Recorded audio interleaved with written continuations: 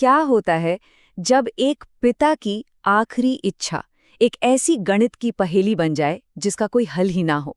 तो चलिए आज एक ऐसी ही कहानी में गोता लगाते हैं जो हमें सिखाती है कि कैसे एक अलग नजरिए से सोचने पर वहां भी रास्ते निकल आते हैं जहां सब कुछ बंद नजर आता है। सब कुछ इसी एक सीधे से लेकिन नामुमकिन सवाल से शुरू होता है। सुनने में अजीब लग सकता है, लेकिन यही वो पहेली थी जिसने 3 भाइयों को बिल्कुल बेबस कर दिया था। तो जरा उस सीन को इमेजिन कीजिए। एक बुजुर्ग पिता जो अपने 3 बेटों के लिए अपनी जिंदगी की सारी जमा पूंजी छोड़ जाते हैं। लेकिन ये कोई आम दौलत नहीं थी। ये थे ठीक 17 ऊंटों का एक झुंड। और असली पेच पता है क्या था? वो था ये नंबर 17, क्योंकि ये एक प्राइम नंबर है। इसे आप आसानी से टुकड़ों में बांट ही नहीं सकते। और बस इसी एक गणित की वजह से पिताजी की आखिरी इच्छा एक बड़ी उलझन बन गई। पिताजी की वसीयत तो एकदम साफ थी। सबसे बड़े बेटे को मिलने थे आधे ऊंट, मंझले को 1/3 और सबसे छोटे को 9वां हिस्सा। लेकिन सोचिए जरा, 17 को आप 2, 3 या 9 से कैसे बांटेंगे, वो भी बिना किसी ऊंट को काटे? ये तो एक ऐसा हिसाब था जिसने भाइयों को पूरी तरह लाचार कर दिया। मतलब भाई लोग तो बुरी तरह फंस गए थे। वो जो भी हिसाब लगाते उसका नतीजा ऊंटों के टुकड़ों में ही आता, जो कि सोचा भी नहीं जा सकता था। उनकी विरासत एक ऐसी पहेली बन गई थी जिसका कोई सिरा ही नहीं मिल रहा था। दिनों तक वो लोग सोचते रहे, माथा पच्ची करते रहे, पर हर कोशिश बेकार गई। उनकी निराशा बढ़ती जा रही थी, जब तक कि उन्होंने मान लिया कि भाई अब तो किसी की मदद लेनी ही पड़ेगी। और उनकी आखिरी उम्मीद थे गांव के सबसे समझदार व्यक्ति। और बस यहीं से कहानी में एक जबरदस्त मोड़ आता है। उस बुद्धिमान आदमी ने उनकी पूरी बात बड़े ध्यान से सुनी और जानते हैं क्या हुआ? वो बस मुस्कुरा दिया, जैसे उसे हल पहले से ही पता हो। उसका हल जितना आसान था उतना ही कमाल का भी।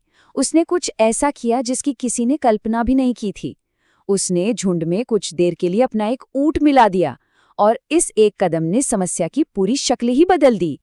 और देखते ही देखते ऊंटों की गिनती 17 से 18 हो गई। बस एक ऊंट के जुड़ने से पूरी की पूरी गणित ही बदल गई।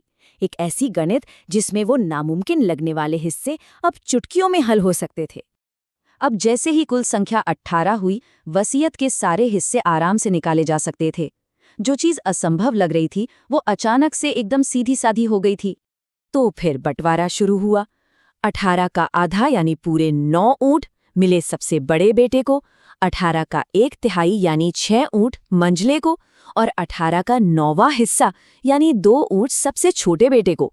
हर किसी को उसका सही हिस्सा मिल गया और किसी भी जानवर को कोई नुकसान नहीं हुआ। जब तीनों भाइयों को अपना अपना हिस्सा मिल गया तो एक बड़ी ही कमाल की बात हुई। सब कुछ बंटने के बाद भी एक ऊंट बच गया था। और कहानी का सबसे मजेदार हिस्सा तो अब आता है। जरा जोड़कर देखिए कि भाइयों को कुल कितने ऊंट मिले। 9 + 6 + 2 कितने हुए? पूरे 17। अरे वाह, ये तो वही गिनती है जिससे सब कुछ शुरू हुआ था। तो बस मसला हल हो गया था। हर भाई को जितना मिलना था उससे ज्यादा ही मिला था। और वो जो 18वां ऊंट था, यानी इस पूरे हल की चाबी, वो तो उस बुद्धिमान आदमी का था। वो उसे लेकर वापस चला गया और 17 ऊंटों का झुंड पूरी तरह से बच चुका था। लेकिन ये कहानी सिर्फ ऊंटों के बंटवारे की नहीं है, है ना? इसका असली मतलब तो और भी गहरा है। ये इनोवेशन और नजरिए को बदलने का एक शानदार सबक है। तो ये 18वां ऊंट आखिर है क्या? ये एक बहुत ही पावरफुल आइडिया है। इसका मतलब है किसी भी मुश्किल में बाहर से एक ऐसा संसाधन या एक ऐसा नया नजरिया लाना जिससे वो मुश्किल हल हो जाए। ये बिल्कुल वैसा ही है जैसे खेल को जीतने के लिए खेल का मैदान ही थोड़ा बड़ा कर दिया जाए। ये कहावत इस कहानी का सार है। उस बुद्धिमान व्यक्ति ने असल में किया क्या? उसने एक कॉमन ग्राउंड बनाया, यानी नंबर 18, जिस पर आकर सब लोग राजी हो गए और एक ऐसा हल निकला जिसमें सबकी भलाई थी। इस बदलाव को ऐसे समझते हैं। पहले समस्या क्या थी कि हमारे पास सिर्फ 17 ऊंट है, एक फिक्स्ड रिसोर्स। और हल क्या निकला? एक बड़ा नजरिया। चलिए मान लेते हैं कि 18 ऊंट हैं। एक सीधा संघर्ष एक साझा नजरिए में बदल गया और एक जीरो सम गेम एक विन विन सिचुएशन बन गई। और आखिर में ये कहानी हम सबके लिए एक बहुत बड़ा सवाल छोड़ जाती है।